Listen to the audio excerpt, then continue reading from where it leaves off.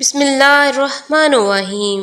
السلام علیکم محترم ناظرین، سرکار دو عالم حضرت محمد مصطفیٰ صلی اللہ علیہ وسلم اپنے صحابہ کرام رضی اللہ تعالیٰ عنہما کے درمیان تشریف فرما تھے کہ ایک یتیم جوان شکایت لیے حاضر خدمت ہوا۔ کہنے لگا، یا رسول اللہ صلی اللہ علیہ وسلم، میں اپنے کھجوروں کے باغ کے ارد گرد دیوار تعمیر کرا رہا تھا کہ میرے ہمسائے کی کھجور کا درخت دیوار کے درمیان میں آ گیا۔ میں نے اپنے ہمسائے سے درخواست کی کہ وہ اپنی کھجور کا درخت میرے لیے چھوڑ دے تاکہ میں اپنی دیوار سیدھی بنوا سکوں۔ اس نے دینے سے انکار کیا تو میں نے اس کھجور کے درخت کو خریدنے کی پیشکش کر ڈالی۔ میرے ہمسائے نے مجھے کھجور کا درخت بیچنے سے بھی انکار کر دیا ہے۔ سرکار صلی اللہ علیہ وسلم نے اس نوجوان کے ہمسائے کو بلاوا بھیجا۔ ہمسایہ حاضر ہوا تو آپ صلی اللہ علیہ وسلم نے اسے نوجوان کی شکایت سنائی، جسے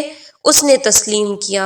واقعتاً ایسا ہی ہوا ہے۔ آپ صلی اللہ علیہ وسلم نے اسے فرمایا کہ تم اپنا کھجور کا درخت اس نوجوان کے لیے چھوڑ دو یا اس درخت کو نوجوان کے ہاتھوں فروخت کر دو اور قیمت لے لو۔ اس آدمی نے دونوں حالتوں میں انکار کیا۔ آپ صلی اللہ علیہ وسلم نے اپنی بات کو ایک بار پھر دہرایا، کھجور کا درخت اس نوجوان کو فروخت کر کے پیسے بھی وصول کر لو اور تمہیں جنت میں بھی ایک عظیم شان کھجور کا درخت ملے گا جس کے سائے کی طوالت میں سوار 100 سال تک چلتا رہے گا۔ دنیا کے ایک درخت کے بدلے میں جنت میں ایک درخت کی پیشکش ایسی عظیم تھی جس کو سن کر مجلس میں موجود سارے صحابہ کرام رضی اللہ تعالی عنہما دنگ رہ گئے۔ سب یہی سوچ رہے تھے کہ ایسا شخص جو جنت میں ایسے عظیم الشان درخت کا مالک ہو کیسے جنت سے محروم ہو کر دوزخ میں جائے گا۔ مگر ہائے قسمت کہ دنیاوی مال و متاع کی لالچ اور طمع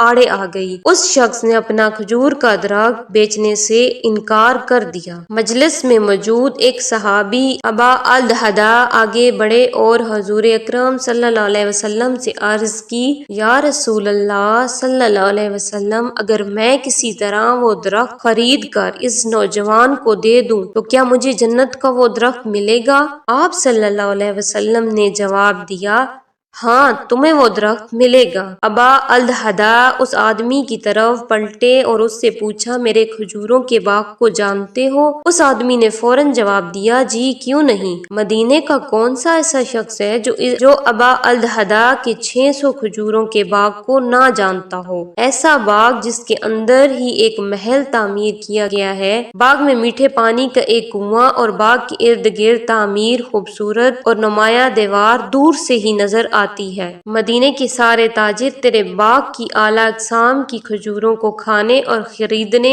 کے انتظار میں رہتے ہیں۔ ابا الدہداء نے اس شخص کی بات کو مکمل ہونے پر کہا، تو پھر کیا تم اپنے اس کھجور کے اس درخت کو میرے سارے باغ محل کنویں اور اس خوبصورت دیوار کے بدلے میں فروخت کرتے ہو؟ اس شخص نے غیر یقینی سے سرکار دو عالم صلی اللہ علیہ وسلم کی طرف دیکھا کہ کیا عقل مانتی ہے، ایک کھجور کے بدلے میں اسے ابا الدہداء کے 600 کھجوروں کے باغ کا قبضہ بھی مل پائے گا کہ نہیں؟ معاملہ تو ہر لحاظ سے فائدہ مند نظر آ رہا تھا۔ حضور پاک صلی اللہ علیہ وسلم اور مجلس میں موجود صحابہ کرام رضی اللہ تعالیٰ عنہما نے گواہی دی اور معاملہ طے پا گیا۔ ابا الدہداء نے خوشی سے حضور اکرم صلی اللہ علیہ وسلم کو دیکھا اور سوال کیا، یا رسول اللہ صلی اللہ علیہ وسلم، جنت میں میرا ایک کھجور کا درخت پکا ہو گیا نا؟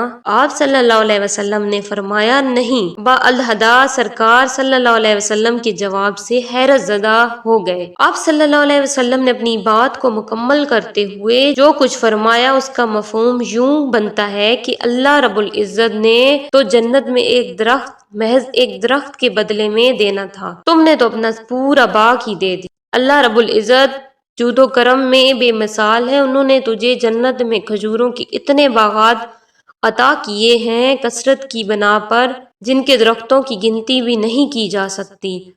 ابا الدہداء، میں تجھے پھل سے لدے ان درختوں کی کس قدر تعریف بیان کروں۔ آپ صلی اللہ علیہ وسلم اپنی اس بات کو اس قدر دہراتے رہے کہ محفل میں موجود ہر شخص یہ حسرت کرنے لگا کہ اے کاش وہ ابا الدہدا ہوتا۔ ابا الدہدا وہاں سے اٹھ کر جب اپنے گھر کو لوٹے تو خوشی کو چھپا نہ پا رہے تھے۔ گھر کے باہر سے ہی اپنی بیوی کو آواز دی کہ میں نے 4 دیواری سمیت یہ باغ، محل اور کنواں بیچ دیا ہے۔ بیوی اپنے خاوند کی کاروباری خوبیوں اور صلاحیتوں کو اچھی طرح جانتی تھی۔ اس نے اپنے خاوند سے پوچھا، ابا الدہدا کتنے میں بیچا ہے یہ سب کچھ؟ ابا الدہدا نے اپنی بیوی سے کہا، میں نے یہاں کا ایک درخت، جنت میں لگے ایسے ایک درخت کے بدلے میں بیچا ہے جس کے سائے میں سوار 100 سال تک چلتا رہے۔ ابا الدہدا کی بیوی نے خوشی سے چلاتے ہوئے کہا، ابا الدہدا تو نے منافع کا سودا کیا ہے۔ ابا الدہدا تو نے منافع کا سودا کیا ہے۔